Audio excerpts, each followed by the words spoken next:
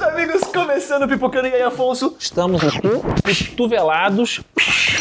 Caralho, isso aqui vai virar uma moda. Season. É isso aí. Muita gente acha que no cinema cor é só questão de deixar a imagem bonita, não é verdade? É isso aí, só que na real a cor é uma das ferramentas mais poderosas para manipular o que a gente anda assistindo. E como a cor não serve só para enfeitar, ela guia a nossa atenção, ela muda o nosso humor, ela dá fome, ela ajuda a entender em que momento ou situação a história está acontecendo, ela faz parte da narrativa. Exatamente, não existe essa coisa de manual universal também, tá? Do tipo assim, o azul sempre significa tristeza no filme. Não, o cinema ele cria os seus próprios códigos e a gente aprende a lê-los conforme o filme vai caminhando. No fundo, o artista ele quer manipular as suas emoções e manipulá-las com cores é um conceito básico que praticamente todo filme hoje usa. Mas alguns fazem isso de maneiras tão particulares que se transformam em um espetáculo à parte e são esses espetáculos que nós vamos aprender agora.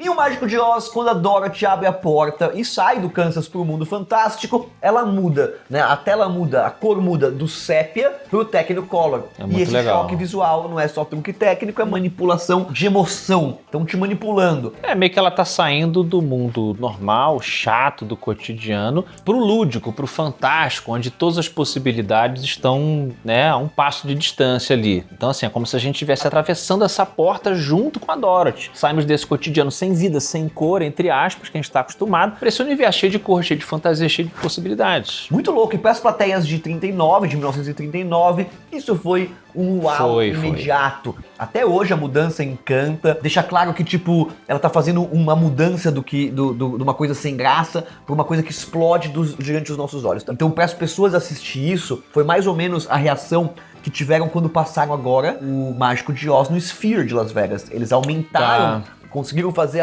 com inteligência artificial a tela ficar gigante. Entendi. Pra criar essa mesma coisa. Então, por exemplo, a tela começou pequenininha no começo e de repente eles abriram pro Sphere inteiro. E voltando lá para Oz, são os detalhes que reforçam esse código. Por exemplo, a cidade das Esmeraldas, verde. A estrada, amarela. Os sapatos de rubi brilhando em Technicolor, cada corzinha guiando a leitura e marcando um pedaço da jornada. Total, e essa transição foi feita com um truque prático. O interior da casa foi pintado em sépia, olha que legal, cara. Caraca. Uma dublê com vestido no mesmo tom abriu a porta e só então a Judy Garland entrou em cena com o figurino colorido. Meu, que da hora. Não dá pra fazer tudo na pós, tá, Jorge Lucas? Pô, hoje dá. Vamos fazer em pós. Tudo pra ele é isso. Hey, you know, I mean, it can't get any worse. No fim, isso cria o maravilhamento e faz o público nós refletirmos. Por exemplo, há quem considere a transição uma metáfora do amadurecimento infantil na história. Sair da simplicidade monocromática para uma consciência mais complexa, mais colorida. De qualquer forma, a gente aqui fala, quando fala de cor, eu acho que tá falando muito do mundo simbólico, dessa coisa meio subconsciente, aonde, tipo, ela é uma mensagem que não é uma mensagem racional. Então, por exemplo, quando você fala de cores mais escuras, que traz um pouco de medo porque você não enxerga o que está acontecendo. Ou então quando você fala de uma cor clara que dá alegria, uma cor forte, uma cor que possa dar uma vontade de comer, talvez, eu não sei. Isso a gente está falando de sentidos subconscientes, né? De uma coisa, por isso que parece manipulação, que a pessoa quase que não percebe, né? Sim, tem isso também fora da arte, por exemplo, em um hospital, né? O tom verde tem essa coisa também de acalmar. Então, terapia de cores, né? Terapia de cor, dependendo para determinadas questões de estresse e tal. Então é uma coisa que tem uma ciência por trás bacana. Toto, I have a feeling we're not in Kansas anymore. Outro filme que retrata muito bem esse contraste entre dois mundos é A Noiva Cadáver. O mundo dos vivos é frio, é mórbido, enquanto o dos mortos explode em cores vibrantes. Isso é o oposto, né, do que espera-se. O mundo dos mortos vai ser preto e branco, vai ser, né, tal. Não, isso é o muito oposto. Legal, né? Bem Tim Burton. Isso inverte a nossa expectativa. Os vivos parecem rígidos, uma galera sem graça, e os mortos são cheios de vida, de alegria, de calor, de comunidade. Uma maluquice do Tim Burton, e que é muito legal, né? Como os mortos parecem vivos, né? Tem mais vivacidade. Tem mais, me lembra até como é que é o nome aquele feriado da cidade dos mexicanos. Dos né? mexicanos, O que Dia é dos Mortos. justamente Jogou isso. Grim Fandango também? Do Grim Fandango. Nossa, a gente tá falando de jogos point and click dos anos 90. Cara, pra você ver como isso é cultura, videogame, né? Eu fui aprender o que é a Feira dos Idem. Mortos depois de jogar Grim Fandango. Idem. Também? Era muito esquisito. Falei, como assim, cara? Um jogo se passa no Né? mundo dos mortos, mas todo mundo é coisa, que colorido feira e que é tal. essa? Aí você fala, não, tem um feriado, eles lidam de uma outra maneira com a morte e tal. Não sei. A palheta funciona como mapa, né? Basta um plano pra gente saber em que mundo a gente tá, sem precisar de explicação nenhuma. Exato. Aliás, a Emily aparece primeiro no mundo dos vivos de forma assustadora, mas quando o Victor desmaia e acorda no submundo, vem essa explosão de cores, música, festa, como se o filme quisesse que a gente sentisse esse choque de energia junto com ele. No fim, galera, a cor não só cria espetáculo visual, mas também manipula a nossa empatia. A gente acaba torcendo mais pelos mortos do que pelos vivos, porque a gente sente melhor assistindo o mundo dos mortos. Realmente é bem Tim Burtonzinho, né? Ele sempre se sentiu solitário, ele diz que ele não pertencia a lugar nenhum. Ele era meio freak, aí tipo, isso aqui pra mim atrai mais.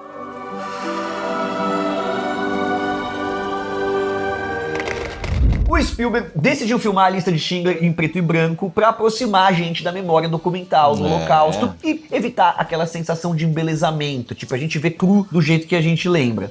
Ali foi realmente para, além de trazer essa coisa do documental, digamos, é também para manter você naquela frequência, tipo, também para baixo, né? Aquela coisa sem alegria alguma, né? Então, ele acertou na mosca isso aí. Só que, claro, existe um momento em que a cor aparece, aquela parte da menina com o casaco vermelho que todo mundo lembra, ali no meio da massa em preto e branco, ela se transforma quase que num farol emocional para guiar a gente para aquele lugar. É bem pesado, cara. Eu lembro que foi uma escolha meio complexa de, naquela época, fazer toda a lista de Schindler em preto e branco. Eu fiquei um pouco decepcionado com essa escolha dele, tipo, de ter que ver o filme inteiro em preto e branco só por causa disso, mas eu confesso pra você que hoje eu acho que é a genialidade desse filme, uma das genialidades tá nisso. Tá nisso, né? Bom, quando o Schindler reencontra esse casaco no corpo sem vida da menina, essa cor reaparece como esse choque traumático e é nesse instante que ele começa a mudar. Eu gosto muito de Seinfeld, né? A série Seinfeld. Tem um episódio que ele sai com uma menina e ele quer muito ficar com ela, tal, eles estão muito apaixonados e ele não tem outro filme assim, mais leve, eles vão ver a lista de Schindler. E ele é judeu. E aí, cara, ele fica se pegando com a mulher dentro do cinema, durante a lista de Schindler. E aí um parente dele vê. E aí liga pra mãe dele e fala, olha, é um absurdo, seu filho, um rapaz judeu, foi ver a lista de Schindler e tava se agarrando com a menina. Aí o plot da parada gira ao redor disso, né? Tipo, cara, não pode ter alegria. Você vai ver a lista de Schindler, você não pode fazer piada, você não pode... É o pior filme pra você namorar, cara. Não é um filme de primeiro encontro. Não dá. Né? How could you? How could I what? You were making out during Schindler's List? No. Don't lie, Jerry. Mas ainda sobre esse efeito aí da cor vermelha, né, com a menina, tecnicamente ele foi feito o seguinte, eles filmaram em negativo colorido e isolaram o vermelho na pós, enquanto o resto era convertido para preto e branco. Cara, que loucura, hein? E no epílogo a cor volta de vez, galera. Sobreviventes e atores visitam o túmulo de Schindler em Jerusalém, conectando passado, presente e deixando a gente com um vislumbre de esperança. Mano, é um filme foda esse fantástico. Não, é foda demais. Mas também é um filme que você só pode ver a cada 10 anos. É pra destruir, né? Então vai ver, pra destruir. exatamente. There will be generations because of what you did. I didn't do enough. You did so much. Ô, Bock, não tem como a gente falar de cor em filme sem o fenômeno Barbie. Verdade. A cor rosa não é só estética, é praticamente a regra que organiza todo o universo da Barbie Land. Lá tudo, galera, é saturado, vibrante, cheio de tom rosas, pastéis, tudo tem um reflexo pra lembrar plástico, passa aquela sensação de perfeição, de fantasia, é um negócio muito louco, né, o mundo da Barbie. Como é que fica a cor rosa no seu daltonismo? Algumas vezes eu não enxergo. Sério? Fica branco? Branco, Então. branco. Eu lembro, por exemplo, de um meia, que foi lavado com meia vermelha e ficou rosa pra Sim. escola. Todo mundo me zoar e eu não consigo ver que é rosa. Tu não sacou que... Cara... eu tô perguntando isso também porque o tema hoje é esse, mas você já viu aqueles vídeos no YouTube? Ou já experimentou aquele óculos que meio que corrige o daltonismo? Que a galera se emociona. Já fui o idiota que comprei e é fake. Não é não, cara. O óculos é fake e toda aquela campanha é fake. Não é, porque É fake, a galera... são todos Eu vi as atores. pessoas É na fake. internet chorando. Quando as pessoas na internet choram, É fake, irmão. é verdade. Se tá no Facebook, é de verdade. Eu Bob. também passei por isso. Sério? Eu também passei por isso. É fake, brother. Pô, mas às vezes tem criança que bota o óculos e chora. Adultização. Eu quero muito acreditar. Eu quero muito acreditar. Olha, bote nos comentários se você Sabe que eu não peguei a discorda. culpa do daltonismo? Não, mas você pode ter comprado uma empresa zoada. Não existe essa possibilidade? Não. Você foi na... Aquele negócio, por exemplo, que estica o com vácuo e funciona ou não funciona? Caramba, foi pro outro lado. Aquela bomba. É. Eu confesso que eu nunca usei. Não, vai. Essa bombinha. Eu abri aqui o meu coração. Fala aí. Ah, você pode falar sobre daltonismo, mas você quer que eu fale da minha bomba? Vamos voltar a falar de Barbie, tá? Falando em aparatos de plástico, quando a Barbie viaja pro mundo real, para esse nosso planetinha aqui, esse choque fica claro. De repente os cenários são cinzentos, são neutros e ela fica deslocada no meio dessa paleta apagada. Total. E até a tomada do poder pelos Kens é contada pelas cores. Entram dourados, pretos, vermelhos caricatos que sujam Sim. o rosa e viram uma sátira visual de que o Sim. mundo está sendo corrompido. E tudo isso foi construído com sets artificiais, backdrops pintados, iluminação uniforme, para segurar o rosa sem perder essa naturalidade da pele. No fim, galera, quando a Barbie Land é restaurada, o retorno dos antigos tons funciona aí como uma reconciliação emocional. Sim. E as cores fazem a gente sentir que o equilíbrio foi recuperado. Muito legal, né? Muito bom. É um filme até Que mensagem, gente. que óbvio, né? Assim, de como usar Porra, as cores. tem coisa mais óbvia do que o filme da Barbie, né?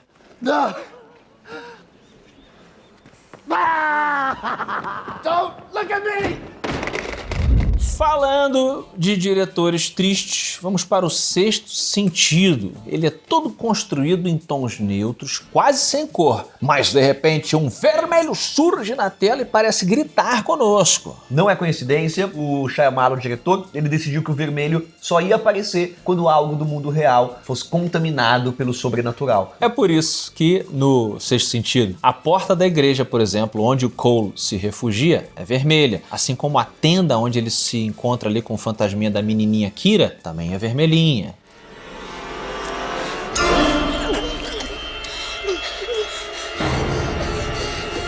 Até em momentos de maior tensão, como na festa de aniversário, o balão, o carpete, o suéter do menino trazem o tom como aviso. É isso aí. O segredo é que, como o filme evita o vermelho durante toda a obra, cada vez que ele surge, o nosso olhar é meio que puxado automaticamente, ainda que subconsciente. Você não tá vendo o filme a primeira vez, você não saca, só se você for muito, Não, né? é Tipo, difícil. eu já entendi, toda hora que tem um fantasma tem um vermelho. Não, é difícil. Mas é um sinal pro seu subconsciente de que tem algo diferente nessa cena. Sim. I see dead people. Ó, um dos meus filmes favoritos asiáticos é Herói. É mesmo? Tem um chinês voando, colorido, conte comigo. Então, no filme Herói, a gente tem que prestar bastante atenção nessa coisa da cor, porque a mesma história é contada várias vezes. Verdade. E cada versão tem uma cor dominante, vermelho, azul, verde ou branco. O diretor ele explicou que não atribuiu um significado simbólico universal a cada cor, que a ideia era mais para diferenciar os pontos de vista.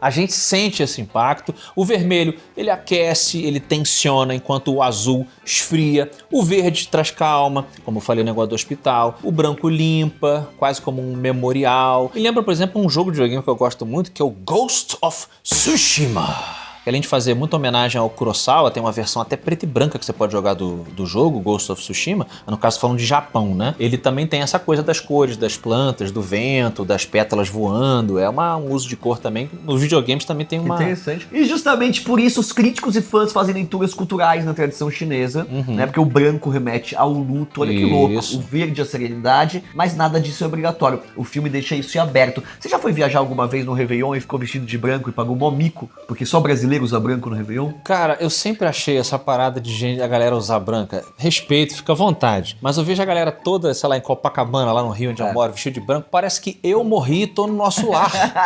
No filme A Viagem. Todo mundo de branco, você fala, caraca, eu morri. Novela. O legal é que além da fotografia ter aproveitado muito das próprias locações, o figurino e a direção de arte completam o resto, criando capítulos que parecem mundos diferentes e fazem a cor virar a própria estrutura da narrativa. Não, esse filme é maravilhoso. Herói.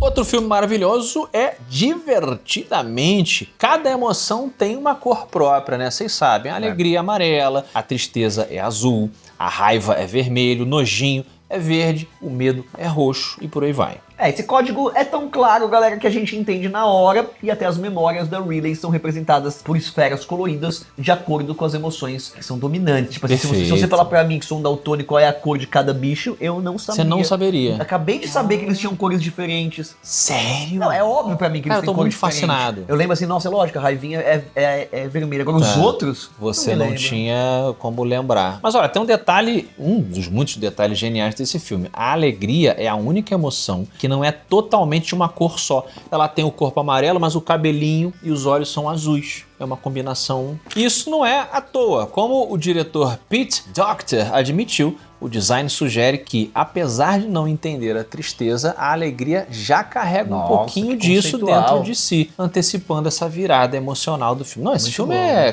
sensacional. Cara, é demais.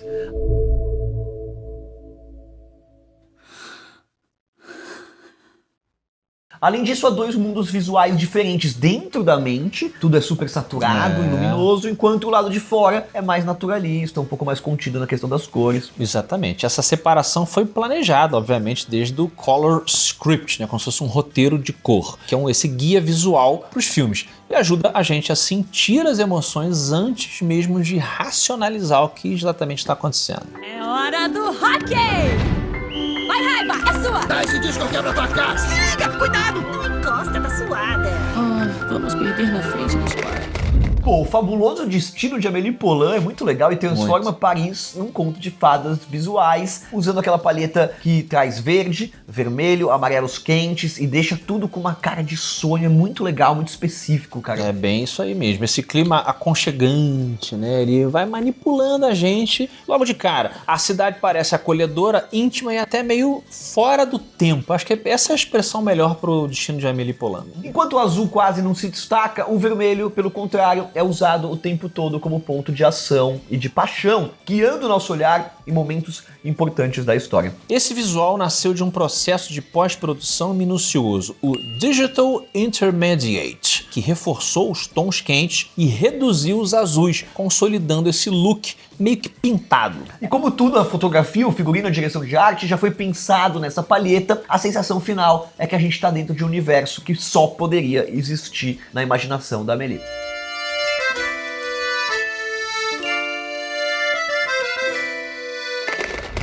Agora, diferente de Amélie Poulain, em Azul é a cor mais quente, a presença da cor não é nada sutil. Ela aparece no cabelo e nos olhos da Emma, nas luzes do bar e até em objetos que cercam a Adele. Esse fio azul amarra toda a narrativa, guiando a gente pela descoberta, pela paixão, que aqui não é vermelha, e depois pela saudade quando a relação acaba. Saudade! O arco é tão claro que até visualmente acompanha as fases. No começo, a Emma é marcada pelo azul, mas conforme elas se distanciam, é a Adele que começa a carregar essa cor. Cara, isso é muito maneiro. E o momento definitivo é a cena final, com a Adele de vestido azul, como se a lembrança da relação tivesse ficado impressa nela.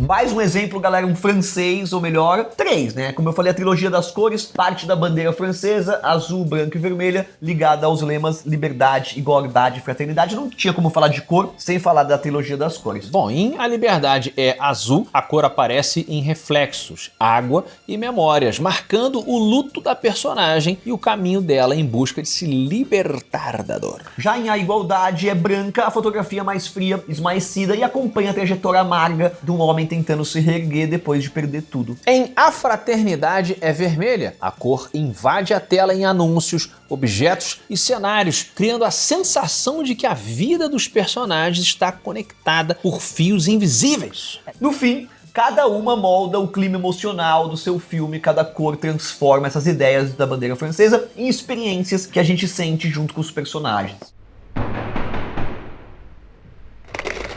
O Pedro Almodóvar, galera, é um dos artistas que mais se destacam pelo uso das cores, né? Como faz questão de lembrar a música Esquadros, da Adriana Calcanhoto. Cores de Almodóvar, cores de Frida Kahlo, cores... Na comédia dramática Volver, o vermelho é quase um personagem aparecendo nos vestidos da Raimunda, no carro da irmã e em objetos do cotidiano. Quando a cor entra em cena, parece que a tela acende, né? Guiando a emoção, destacando a força das mulheres na história. O resultado, obviamente, é que o vermelho costura essa maternidade, segredos e a sobrevivência ao longo da trama sem precisar ser explicado em palavras. Isso que é bacana. E o público é levado a sentir a intensidade daquelas relações familiares.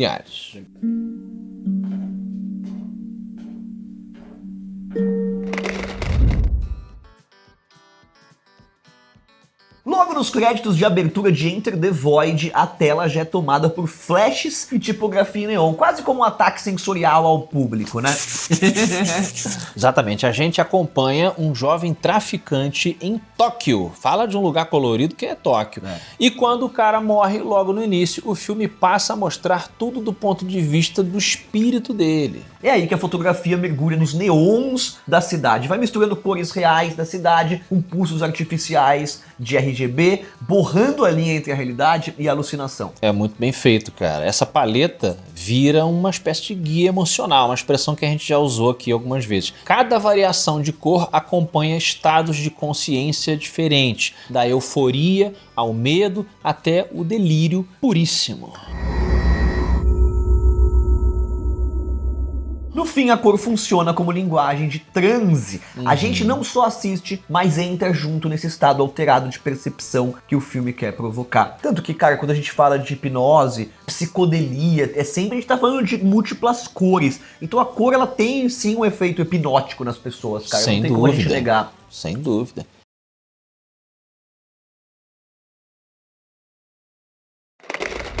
Eu vou mostrar a você uma cor que você não pode negar. Essa é a minha imitação medíocre Do Poderoso Chefão. do Poderoso Chefão. A fotografia do Poderoso Chefão, ela é famosa por esse clima sombrio, tem eu muito lembro marrom, os pretos são muito densos, né? Já vai botando você naquele Contraste, universo, né? Exato, da máfia. Tá. Esses tons quentes, eles passam tradição e solenidade, mas a iluminação dura e vinda de cima, que muitas vezes esconde os olhos, né, fica com uma sombra, deixa tudo com um peso quase sufocante. Perfeito, isso manipula a gente a sentir o poder dos Corleone como algo imponente, opressor de certa maneira, perigoso e indecifrável, uma coisa antiga, né? Especialmente nas cenas do Dom ali no escritório. As sombras ali são muito pesadas. E tem uma coisa também que traz mais realismo, né? No cinema, quando a luz vem de cima, ela tende a simular a luz real, que é a luz do sol. Então, no cinema, se você joga uma luz de baixo, ela Pra passa suavizar isso. Não, tal.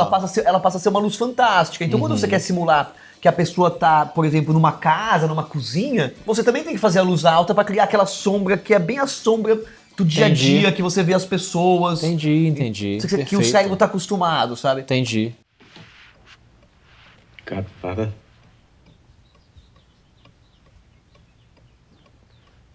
Good.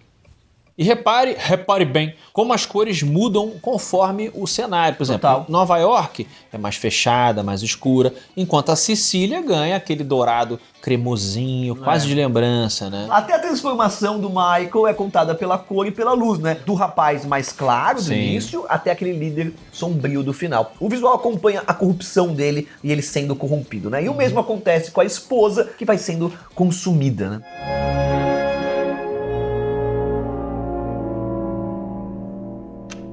Você vê, né? Você entra na sala de cinema achando que é apenas uma sexta-feira com a sua esposa e mal sabe você que você está sendo manipulado Por cores. como Justin Timberlake e NSYNC naquela música lá do Bye Bye Bye. Cara, mas sabe por que os daltônicos não veem cores? Porque a gente nasce com um escudo contra essa manipulação toda. Uau! Essa Vocês manipulação, então essa são... ditadura das cores. Ah, tem A que ver cor. ditadura Legal é das amarelo. cores. Legal é não sei o que lá, brother. Cada um é diferente. Eu sou neurocolor divergente. Eu não tenho uma palavra em Gostei, português ainda pra entendi. falar, mas cada um vê as cores do seu jeito. A ditadura das cores. Adorei.